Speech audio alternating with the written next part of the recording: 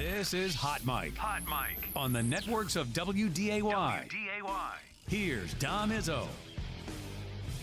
Welcome back, everybody. Thursday morning show ready to rock and roll here on one of the busiest sports days of the year, one of the best sports days of the year. Got our two tournaments going on here later today. Excited about that. And obviously the NCAA men's tournament going. The women's tournament is underway. Lots happening. The WNIT is going. The North Dakota State women are part of that for the third year in a row. The Bison will play in the second round against the winner of Pacific and New Mexico State. That game is tonight, and whoever wins that, the Bison will play. It's great to have Jory Collins back with us. North Dakota State women's basketball head coach joins us each and every Thursday. Give us the lowdown on how this comes about. So last week is spring break. You guys all go your separate ways, and then fill in the last kind of 6 to 7 days for me. What happened after that? Yeah, I mean, you get the paperwork on if you're interested in the WNIT like in February, Dom, and we obviously fill it out. And there's contractual obligation. Like if you make the NCAA tournament or the WNIT, then obviously you're excluded from that. But so you put in that you're interested, and then you just kind of wait and find out. And I knew even after the Summit League tournament, I thought there was a really good chance. You just never know. I mean, it's really people making decisions and. That are out of your control. But as far as numbers and, your net and, your ratings and several different, different categories there that we felt pretty good about being in. We let our kids off for spring break. There's really no reason to be there without school practicing for what you don't know is going to happen, especially great time for a mental break. Yep. And then you find out you're in, and then then you find out, are you playing first or not, and who, where, when, and why. It's you just wait around and try to tighten things back up for your own team after being a week off. We've been at it the last 3 days, just getting your legs back and your wind back after 8 days off, and just ready to play somebody again.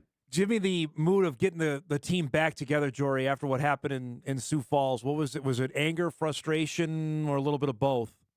No, I mean, I said what I had to say about that game immediately after that game, Dom. And quite honestly, as a team, we haven't talked 1 second about it. I addressed it after that game, and we got on the bus and left town. And as far as I'm concerned, I mean, I was pissed off for about 3 days. And then, you just can't let that eat at you for too much longer. As disappointed as you are, you got to move on to the next thing. And again, I'm tired of saying it, but we got a young group, a group I really like. And we got to do the best thing for them. And in this particular group, I think playing experience in March, this tournament makes a lot of sense for our freshmen and sophomores to just continue to get real game experience against good teams.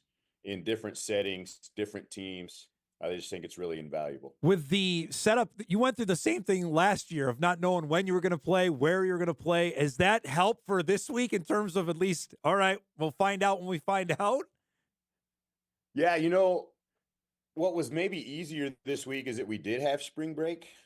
Last year, I think we were in class, and so we were here every day. So if you're here, you might as well be lifting. You might as well be in the gym. Right. We didn't have like the time off last year as we did. So it felt like, oh God, we're going to practice again here for 10, 11, 12 days, with not really sure what's at the end of the tunnel there. And this was different because we fully got to detach. Everybody got to fully detach there for about 5 or 6 days before they came back. And I think that was very refreshing mentally. Probably as much as anything, but also physically. I mean, you get to the end of the year, everybody has bumps, bruises. Get a chance for some of that stuff to heal up a little bit and come back pretty refreshed. Now that you know where, because potentially who you're going to play, you don't know when, you don't know where. Is that something you'll find out like after the game, or how does that for tonight's game? How does that work? Yeah, I think we'll find out. Could be before today's game, could be immediately after today's game. Okay. We'll know if we're going on the road, if we got to, they do your travel and stuff. So we'll know if we're taking off Saturday for somewhere or if we're going to be here and they're coming to us.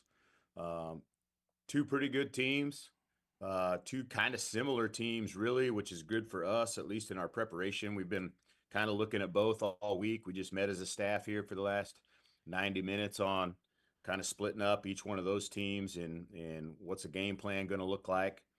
So we can watch that game tonight and really put a good plan together for our team. So I don't know. It feels good just to be preparing and getting ready to play at this time of year, and obviously excited to still be competing. For the player, like I look at Avery as a player that really benefited from the games last year you played against Minnesota, against Montana, that leapt her into this year. Is that what you're hoping for, a Claire Stern, Amelia, and Marissa, that this can be a jumping off point for next season? Yeah, 100%. I mean, and to be real honest, Dom, I mean, these are like no pressure situations. I mean, we're playing with house money. Yep. It's the postseason tournaments, WNIT. I mean, just go out there and ball out. Just go out and have some fun, and let's compete our butts off and play hard. Avery was playing her best basketball at the end of last year in the conference tournament and into the WNIT, and obviously translated well to this year for her. And she could use that again because she's not even close to where I think she's going to get. But yeah, same thing. Marissa Frost, Molly Lenz, Claire, Amelia, all those players have a chance to really get in there and get some time late in March and really continue to develop their own games. How much I know you in the past, but for you and your team to get out there and have a performance to get the taste out of your mouth of what happened in Sioux Falls, is that part of it too in your mind? Well, yeah, I know it is for me. Yeah. I've said all year how much I like this group and enjoy coaching this team. I would just hate for that to be our last performance together, given the quality of people we got in our group. And that happens in sports. I mean, it happens to the best of people. You have a clunker here or there, and that's disappointing as it is. But win or lose our next game, Dom, we'll play better basketball than we did, and that will make me feel better. I can tell you that.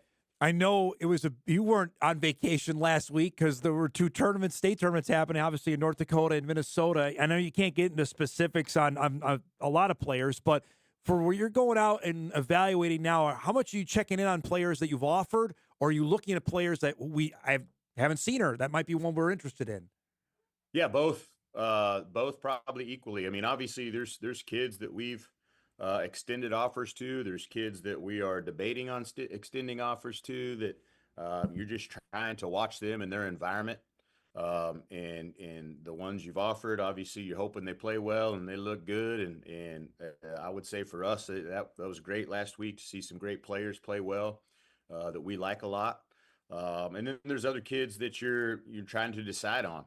And then there's the great time, you get over and especially on the Minnesota side, and maybe see some kids that you didn't know about. Yeah. Some young players that step up on their high school team as freshmen or sophomores that, hey, we need to get her to camp. We need to make sure we go out and then find where she's at in the April and May eval, and let's see her in a different setting as well and see if that's a good fit for us. So it's always fun that, the state tournaments are always energetic and just a lot of juice around there with fan bases and student sections and all that stuff that makes those games really great. It's easy to go scout and watch some of those games just because they're so entertaining also. Is it tough too as well when you're maybe at a game and like, oh well, this team's here, they weren't here, they weren't interested before? Like, how much are you looking at other coaches or other teams that are there? Oh, I mean, that's everybody's job. I mean, everybody should be everywhere. Yeah. I mean, really, if you're working hard, If you're doing your job, right? Yeah. Yeah. I mean, whether you think you got a chance or you don't have a chance, you got to be evaluating kids, especially in this day and age, because it may not be for next year or the year after, maybe 4 years from now. And you want to be able to say, hey, I watched you. We have a relationship. Yeah. We've talked. I mean, that's what it's all about. So I expect everybody to be everywhere, really. On that, I mean, there are players that are getting offers. You've extended offers for 3 years down the road. Is that the norm now on the women's side, where girls are getting offered that far in advance now? Well, yeah, it's very normal now.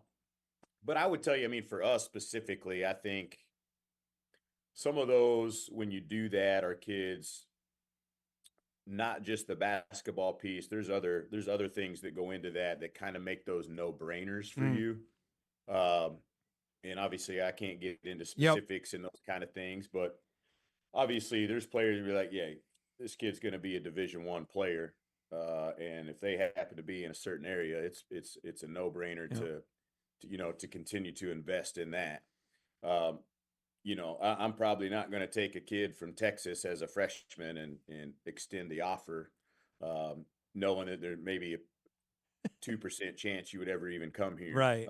So there's a lot of things involved in that. But yeah, I think kids are getting offered, especially in basketball, because you can watch them play so young. Right. The availability to go out in April, May, and then in July and watch multiple games at one time of kids is kind of a double-edged sword, but you can get a feel, especially earlier in the summer, what they are as a player. I know I asked off air, I got an email here to ask about Mandan's McKenna Johnson. I know a lot of our viewers watch the state tournament. She was unable to play. Can you give us an update on McKenna's health status and getting ready to enter for you guys? Yeah, I felt terrible. I felt terrible for her. They win and make it to state, and in that last game, she just blows an ankle up pretty bad. And it was a fluke deal. Like I was telling you, it was like backpedaling from the free throw line, after she makes a free throw and just stepped wrong and weird. And I think she had the MRI. There's nothing in there but strain. So probably just a very severely rolled ankle. Okay. I think she'll be fine by the time we get her in June here. She got a couple months of rehab here, though. That's going to have to be real serious.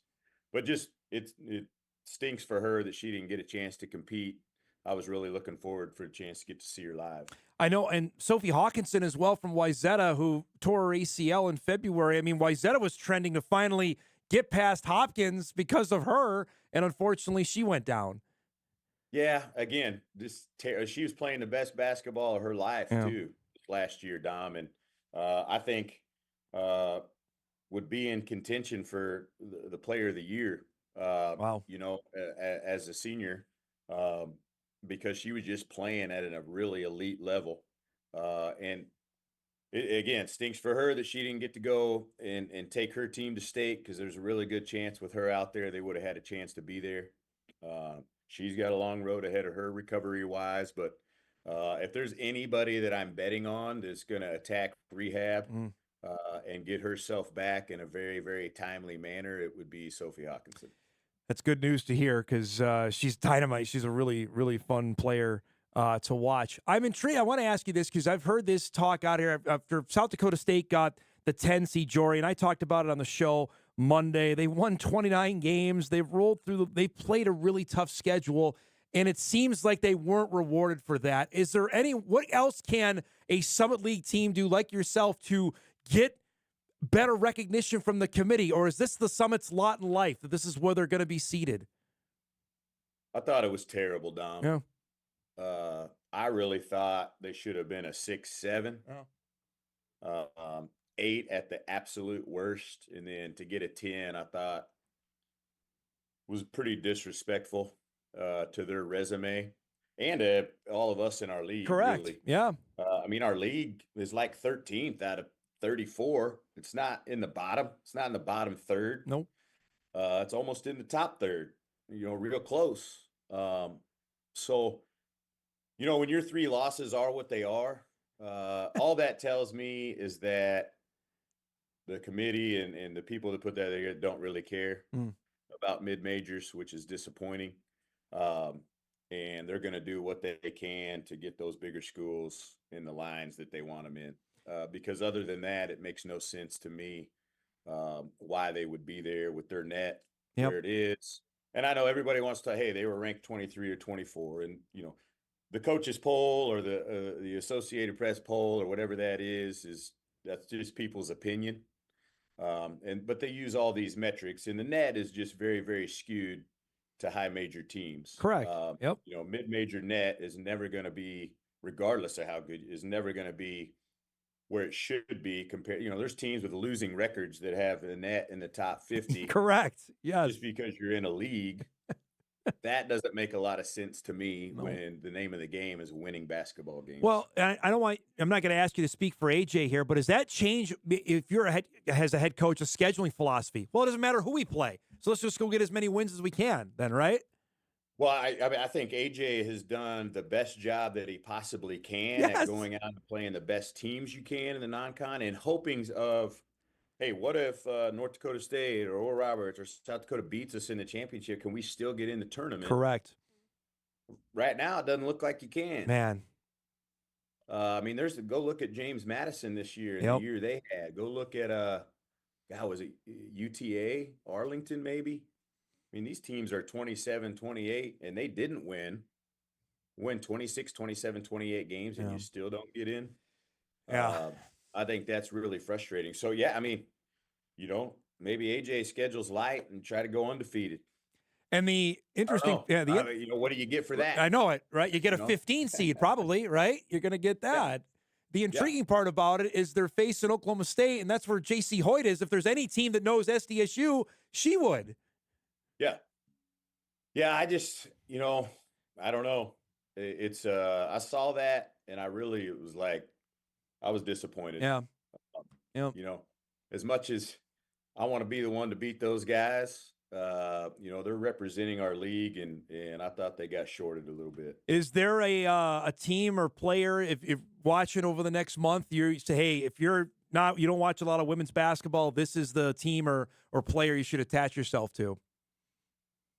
Yeah, I mean, there's a whole bunch. A team I think is going to make a run is Texas. I think that their on-ball pressure really good can really disrupt you in the tournament if you're not used to that at all, and just especially on short prep. I think they're a team that can overwhelm you. But I'm actually kind of excited to watch Paige in the tournament this year, kind of maybe have her own moments. The California kids are really good. Juju and Lauren Betts are all worth watching on TV.